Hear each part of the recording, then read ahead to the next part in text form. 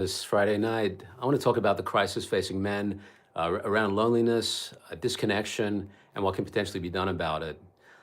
I think I want to put something at the center of this problem. I believe is expression, a lack of ability to express oneself, and this is what social connection provides us. It's one of there are other avenues for expression, but social connection is a key avenue of that. Sort of men are facing an epidemic of loneliness, and that seems to be the case because compared to 1990, 5 times as many American men report being lonely as back at that time. And there's other things going on with men as well that are very concerning, like incredibly high. If you walk into a morgue and 5 people have committed suicide, 4 of those are going to be men, and men facing much higher rates of incarceration, drug abuse, all kinds of problems. So why are men facing this issue? Well, there are different explanations for this. There are societal things that are pointed to. The doctor behind me, Dr. Molly Maloof, physician, author, she points to biochemical factors and the fact that men being vasopressin dominant, this is a neuropeptide hormone, and women being oxytocin dominant, oxytocin being the hormone of affection and bonding. This is what creates the bond between a mother and a child.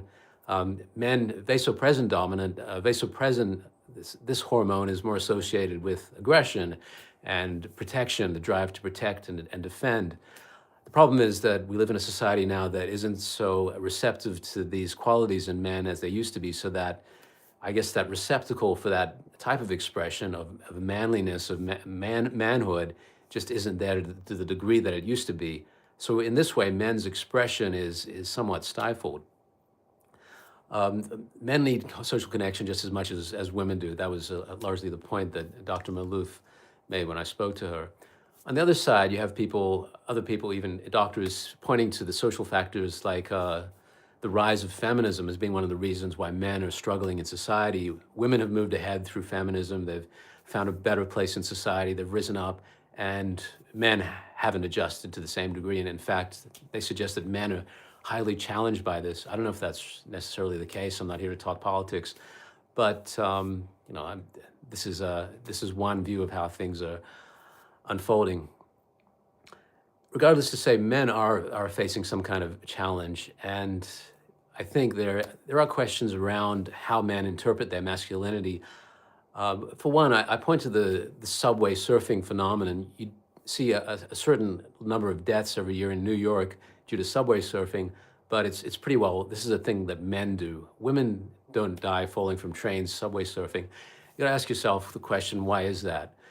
I would say that men feel really compelled, far beyond anything that women will generally experience, to prove themselves, to prove their courage, to prove their manhood, to prove their bravery. It's hard to imagine women striving to prove their womanhood, as far as I know. And this is because men are dealing with this, what is largely a fabrication of what it means to be a man. I mean, there's a lot to the traditional ideas of what it is to be a man, being the provider, the breadwinner, being virtually invincible in many ways. I mean, this is good for military recruiting, and certainly men have fulfilled this purpose, this role, largely historically. But the degree to which it is accurate, I think, needs to be looked at seriously, and because vulnerability is a real thing. We all have vulnerabilities. Men have vulnerabilities. Women have vulnerabilities, and men sure are required, have enacted these roles of bravery and that are needed in society. But if these ideas, if they negate the fact that men have vulnerabilities too, then that's cutting off a serious avenue of expression. And if you can't express yourself, everyone needs to express. There needs to be a cycle, a kind of cycle of expression. We see this through so many phenomena in society, just the human body. You eat food, it moves through the body, it comes out, everything needs an output. And this idea of sublimation is very crucial in psychological understanding, psychoanalytic theory, that energy, pain, whatever, trauma, you need some kind of expression for this. Otherwise, it gets bottled up. Something happens to you, you have some kind of emotional experience, you need to express it. It needs to come out some way. And for men, largely, this is suffocated. How do you deal with this in this environment? We've got this phenomena of social media that really creates a lot of inauthentic social interactions. I mean, how many friends do you have on Facebook versus how many of those are real friends. Everything is we communicate through text messages rather than phone calls these days or real meetings, and we use emojis to express our emotion. Everything is kind of filtered. But on the other side, social media can also be a powerful tool for expression if you find the right way to do it. And one way I found to do it, because I suffer with my own degree of loneliness, is photography. I got into this like over 10 years ago.